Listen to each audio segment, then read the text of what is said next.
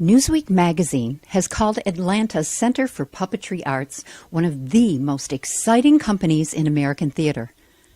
Chat with the center's founder and president of their board, Vince Anthony, for just a few moments, and you will completely understand why. Is there any other puppet museum, center, education center in the United States? There are some other places, nothing on this scale. One thing that intrigued me in reading through your website was that you offer classes, education aspect, but it's not just for children. It's for teenagers and adults as well. What made you think that adults would want to do this? Well, globally, again, the art form globally is not just a children's art form. It's an art form that is on every single level you can possibly imagine all over the world. So it wasn't born in me to come up with this idea that puppetry could be for everybody. Puppetry is for everybody. And if you look at the global nature of the art form, you'll see that in different cultures it's on many different levels. When you put on theater here with your puppets and marionettes, do you look to use tried and trues like Rumpelstiltskin or things like that, or do you create new?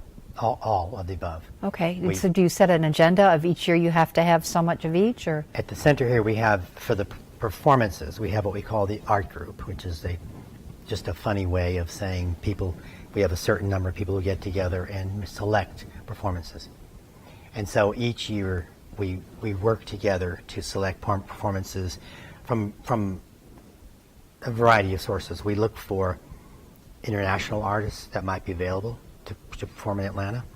We look for subject matter that our own company here, because we have a company here run by John Ludwig, who's our artistic director, to create.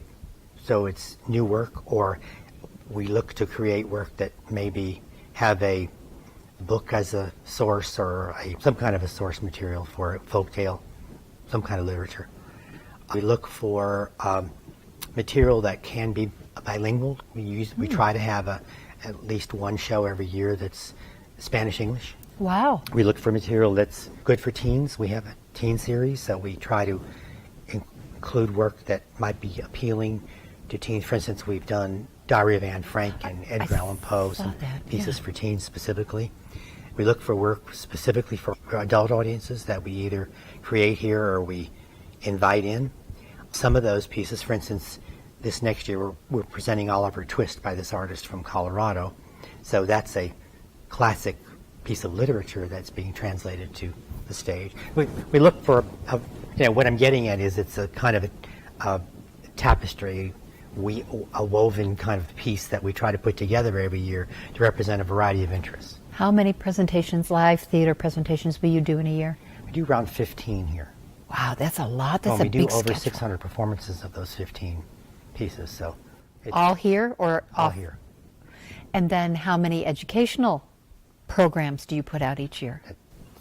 Hundreds. I mean, we do outreach, we do physical, we actually go to places. We have our distance learning that actually goes to 49 states and several foreign countries. You have to visit while you're here. It's amazing. It's interactive television. So during the time that the audience is interacting with us in the studio, they make a puppet or they have some kind of interaction. There's the series for adult education. What would you teach me if I took that class? Well, in our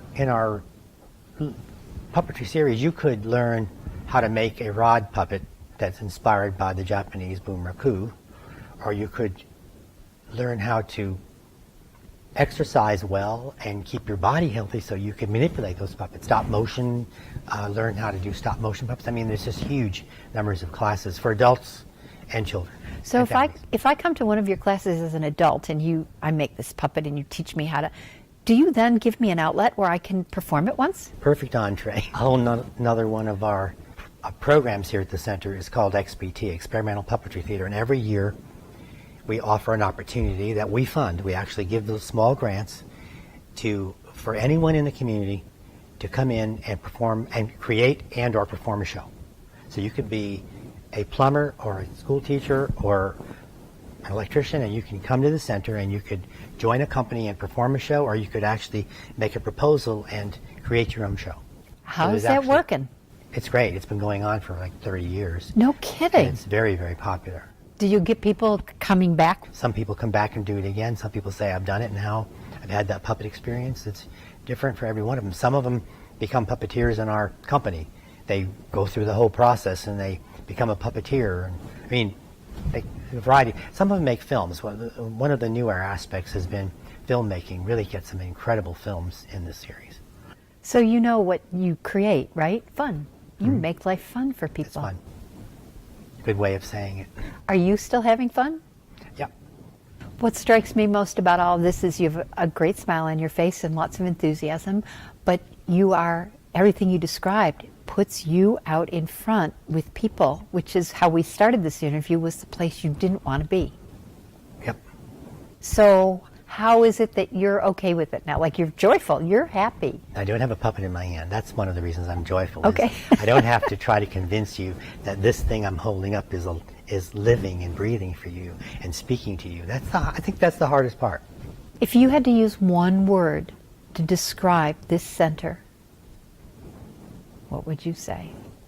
Well, I think you spend a little bit of time here and come up with that word. Come on, now don't you turn this interview back on me. I think I guess what I'm getting at is everyone who comes through here probably has a different word for what it is. And But like I to want the hear word this. from the man who created it. Okay, I'll give you, you know, people say magic.